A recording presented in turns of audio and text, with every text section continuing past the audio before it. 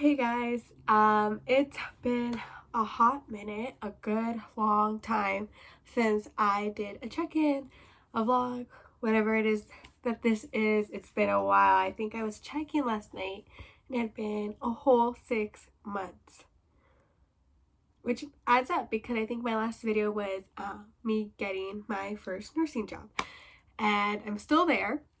So I thought I would give an update of what's happened since then.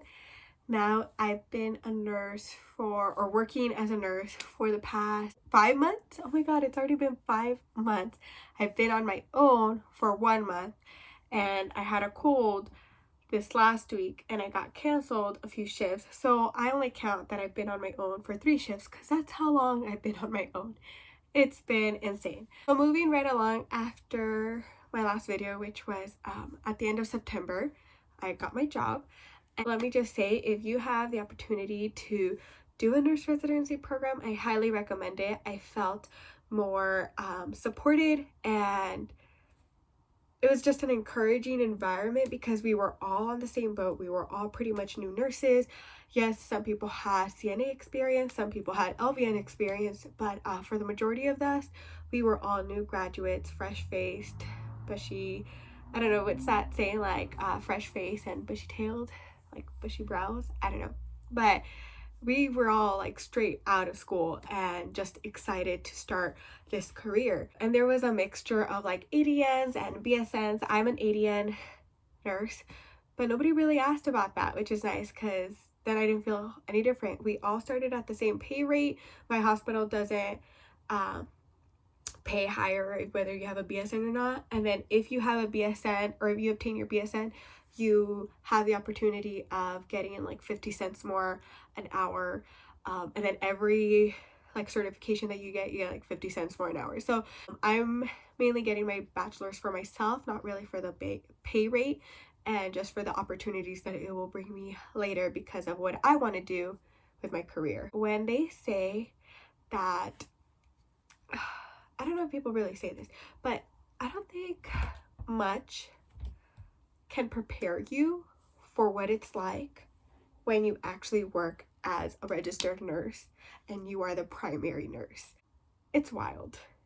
The amount of responsibility, the amount of stress, the amount of choices and decisions you have to be making on the spot, it can be a little overwhelming, but if you have a good support team, I think we'll be okay. I'm still new. I'm still not sure, but everybody says I'll be okay, so I'm gonna trust them. So we did the 5-week nurse residency program, and they mainly went over a lot of like rhythm, strips, recertified in CPI, BLS, ACLS. We did a lot of skills, IV insertion, chest tube management, trach tube suctioning, and like management of it.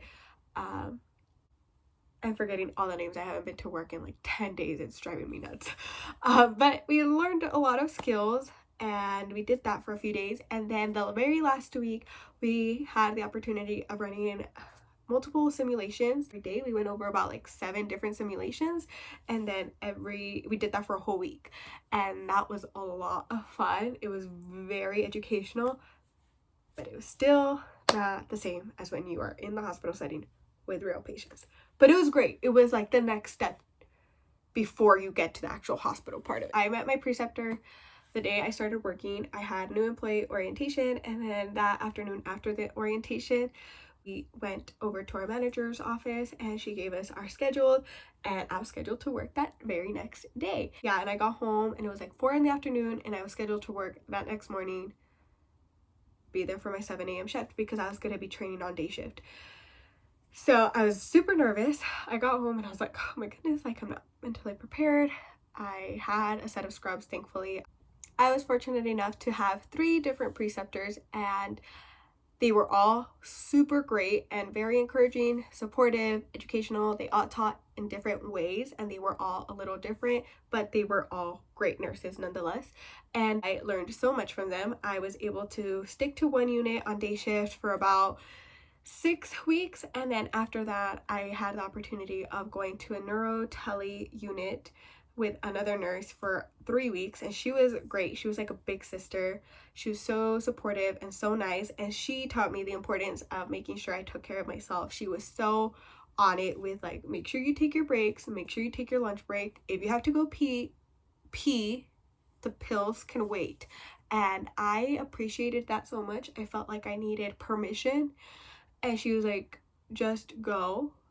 She goes, you need to moisturize your hands, you need to go to the bathroom, you need to make sure you're drinking your water, have your water by you. We have like hydration stations by the computers in that unit, and so she's like, make sure you're drinking your water, make sure you go take your breaks, because a 15-minute, like, we almost always get lunch breaks because it's like required by law, but the 15-minute breaks can be easily missed. And she was very on top of the fact that you had to make sure you took your breaks. She's like, you need that time, those 15-30 minutes away from the chaos, from what's going on, from worrying. Just go eat a snack, drink some water, watch HGTV in the break room. And I loved that, and I loved that mentality of like, you cannot take care of other people if you're not taking care of yourself first.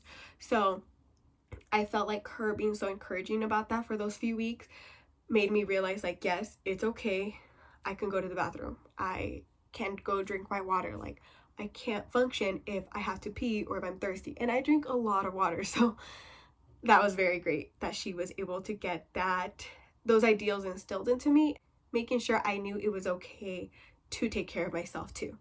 So my last preceptor actually works on the float pool team just like I do, and so she's been great because she's been the one that's actually been checking in on me since I've been on my own. And I had a cold these last 2 weeks, so she has been keeping me in the loop of hospital policies and what's changed in the hospital, what's changed for the float pool team, and everything that's going on regarding COVID-19, which is the pandemic we're living through right now. And she's been awesome about that part. Actually, when I felt like I was getting sick, I was supposed to be reporting to work, and I called her and I was like, hey, these are my symptoms, what do you suggest? And she told me, they're probably not going to want you to go to the hospital. I had a sore throat, and that's one of the symptoms they're very big on no on. I had a runny nose, I had muscle aches, and I had a headache, and that lasted about 4 days. I never had a cough, I never had a fever. I was like at 97.3, but nonetheless, I had to be off for the weekend that I was scheduled, and so that took off that week, and I worked early the week prior. I was able to catch up with her, and she was able to give me updates on what's going on at the hospital.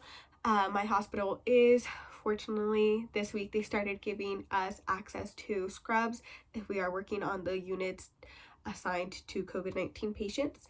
So we're gonna get hospital scrubs, and we can change into them when we get to work, and we can change out of them after work. They'll take care of the laundering, and then I bring less with me home. They're also offering hotel room and board at the hospital's expense if you working up to a few days after your last shift, just to help minimize the exposure at home. And I appreciate all of that because I am float pool, and I think also registry nurses are being pulled into the COVID-19 unit, and that's basically where we are every shift now. And we are also helping with like employee health administration type things. I got a call from one of the float pool nurses the other day to clear me for work, and she was checking out my symptoms. My preceptor said that she was helping with fit testing for the N95 masks, and she's a float pool nurse. So they're just pulling us where they need us, where they need extra resources, and as well as those units, because we are doing 2 patients per RN for rule outs or positive patients. So yes, it's been almost, oh my god, it's already been 14 days, 15, 16, it's Wednesday. It's been 16 days since I've been to work. And so I was feeling very anxious about work about a month ago. My shifts were going okay. My patients were doing well, right? Like we would get through the shift together and everything would be okay. People were being very supportive. If I had questions, which I made sure if I had a question, I was looking up that policy and procedure or asking another experienced nurse for help and advice. and making sure I was going in the right direction. And yet I still felt super anxious and nervous and felt like I didn't want to do bedside nursing anymore, even though it'd been a month. It's like, I need to leave because this anxiety is going to be the end of me. I was crying one day and I was like, I can't make it into work. It was almost debilitating. But once I got up and got ready for work, I was okay. Said some positive words to myself on the drive to work and I would be fine after that. I would be a little scared during work, but it was like just enough anxiety to get me through and make sure I was being safe, but not to the point where it was debilitating or making me cry or making me nervous to a point where I would hide in the bathroom or anything like that. Nothing like that ever happened. But just like the day before, the day of, my mentality was so down and so anxious and so nervous all the time. I don't like that. Once all this whole pandemic started happening, I was like, okay, that part does not scare me. I want to be there for the patients and I want to help my peers. And once they said float pool was going to be going into those rooms, I was like, okay, as long as I'm protected, I'm okay with that. Like, that part doesn't scare me. It's just the actual act of being the sole primary care RN. That's the part that scares me. But so far, the pandemic is not the scary part to me, at least. Again, I've also haven't really worked those patients. I had one rule out one time and we were 1-to-1 because it was the very, very beginning stages of this pandemic and it was okay. I know it's not going to be like that every shift and I know it's probably not going to be like that even when I go back in on Friday night, but I feel like I know float pool will be there and I know a lot of float pool nurses and they're very supportive, as well as the nurses on the units that we're working at anyway. They're all pretty supportive too. So I'm actually looking forward to work. I realize I need to do this.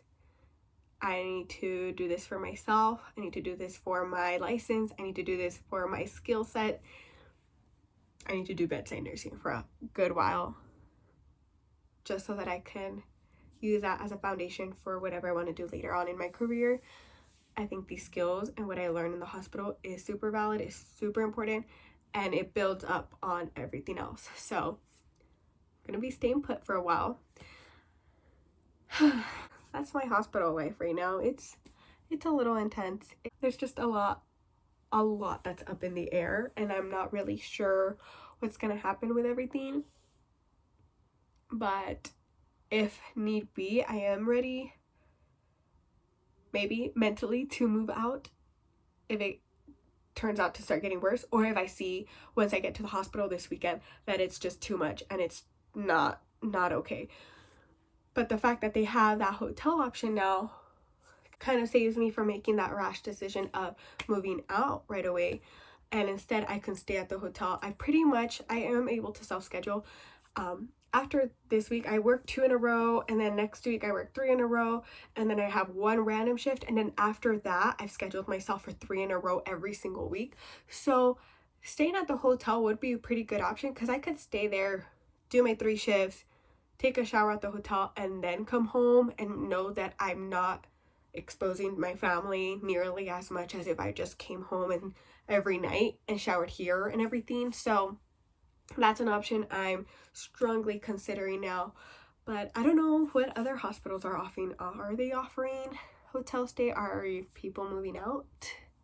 Those are good questions. If you're doing that, please let me know because I cannot decide what to do.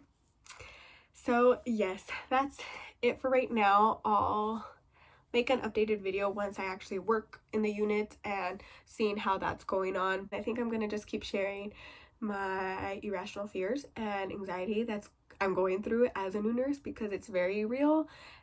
I'm gonna go outside to get some serotonin.